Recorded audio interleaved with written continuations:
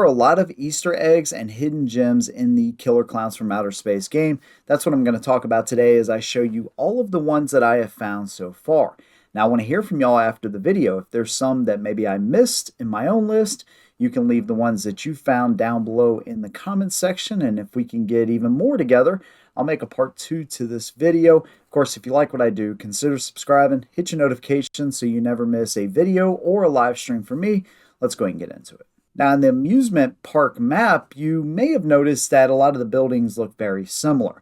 It's a lot of plug and play. You'll have this building over here with a certain name, and they'll just kind of spread them out throughout the map. But there's one building in particular that kind of stands out.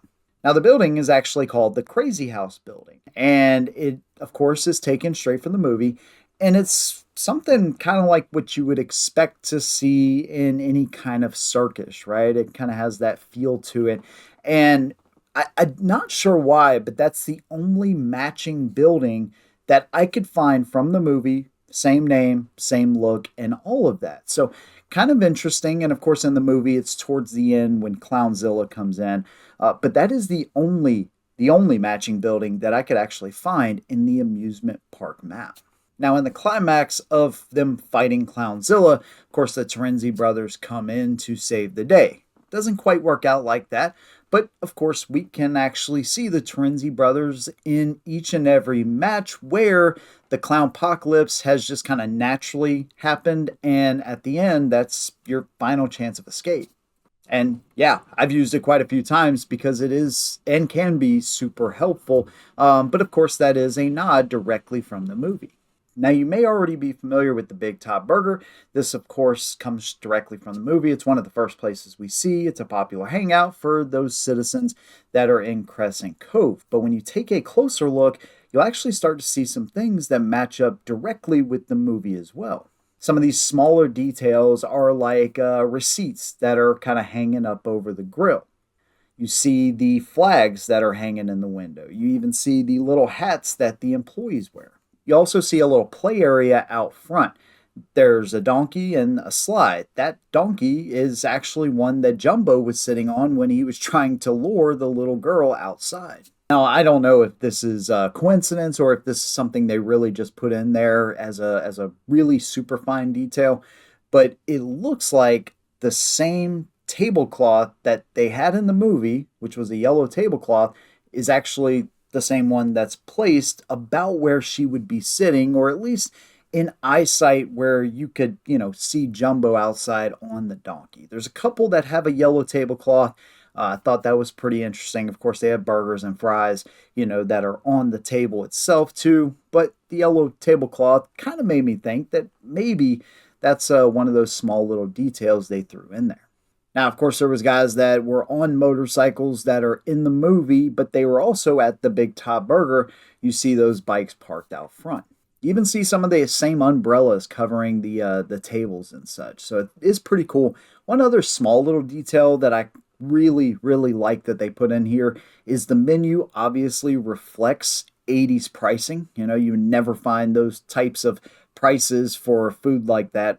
You'll never see that again. So it is pretty cool that they have all the pricing that would reflect what you would see in the 80s. Another thing, if you walk to the side of the building, there's actually a dumpster there and it has blood seeping out of the bottom. So you may be thinking, well, what the heck is that all about? Well, in the movie, there's a cook from the Big Top Burger that actually gets lured into a dumpster, right? And so I'm thinking that that's him, and after maybe they cocooned him or killed him or whatever happened off screen, maybe the blood from him actually seeped out on the ground. I don't know. Thought it was a cool detail. Let me know what you think. Now, the Terenzi brothers are a couple of regular teenagers that happen to drive around in an ice cream truck and try to pick up girls at the same time. Hey, what are you guys trying to pull here? But there's actually a restaurant that's dedicated to them in the downtown map. Now, another cool thing, if you're a kid from the 80s or the 90s, you will appreciate this one for sure. But there is a movie rental place that you can see. They even have like their policy on returning movies and all that. And of course, the prices to rent those movies. Now, if you never got to experience what a blockbuster was like, let me tell you, not only was it exciting to go there, on a Friday night and, just rent a movie or rent a game, that was my first experience with any kind of horror movie. My dad would rent them and then we'd take them home and watch them and, turn around and take them back and get something else. But there was also just an excitement, but also a certain smell that cannot be replicated by pretty much anything else. It was really cool for us back in that time. Now, you just click a button, boom, you can get whatever you want on your TV. But it was definitely a different experience. And there's actually only one blockbuster left in the entire world, and it's in Bend, Oregon. So all 9,000 stores that used to be up and running and full to the brim have now all closed, which is actually pretty crazy, a little bit sad. So this is kind of nostalgic for any of us that grew up in that time period. In the downtown map, you will see the infamous Crescent Cove Jail, which is exact replica of what it is in the movie, but there's some details in there too that you may have missed. Now, there's actually some clown footprints where the cells actually are located, and that, of course, is in the movie, but also there's one jail cell with the light on, and the other one has the light off. Well, the cell with the one single light on is actually the one that Maroney tries to throw Jumbo in. Of course, he gets out. But you're not gonna make a dummy out of me. Don't worry, Dave. All we want to do is kill you. And then, of course, there was two kids that got thrown into that same cell earlier in the movie.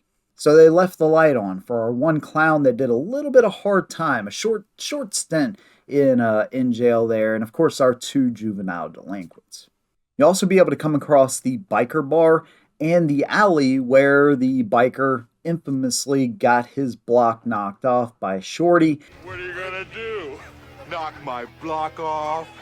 I tried looking in the trash cans. I could not find any kind of head or reference to that anywhere. That's one that I thought would have been really cool and just there. I don't know why they didn't do it. Maybe I'm in the wrong alley. I don't think so. But again, you do get to see that biker bar and that alley associated with it. Now, not only do the Terenzi brothers actually have their own restaurant, but they also have their own lounge as well. Now, if you don't have an appreciation for Killer Clowns from Outer Space, like other horror franchises, I totally understand that. I didn't watch this until last year when I heard about the game. And I have more of an appreciation for it now, especially considering what the Chiodo brothers actually did to make this movie happen and how it performed in theaters is just absolutely mind boggling.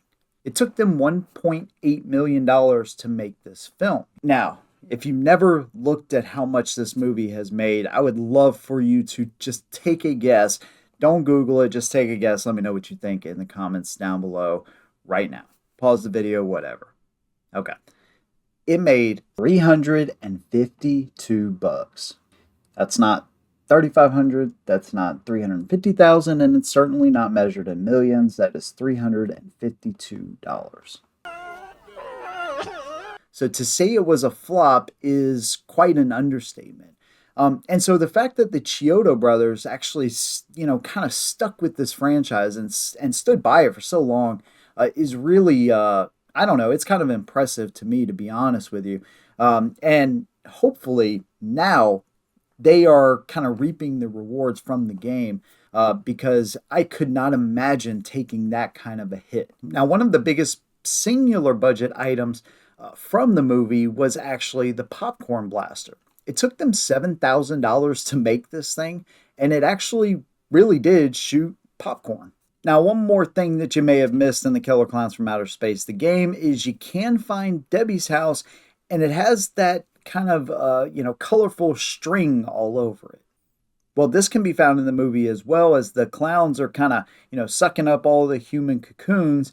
There's all this, it's not really confetti, but, it's just like all this colorful string over all the buildings. And you'll find it scattered throughout the suburbs as well, which kind of a cool little detail. Aside from that, some of the other weapons, of course, are matched up.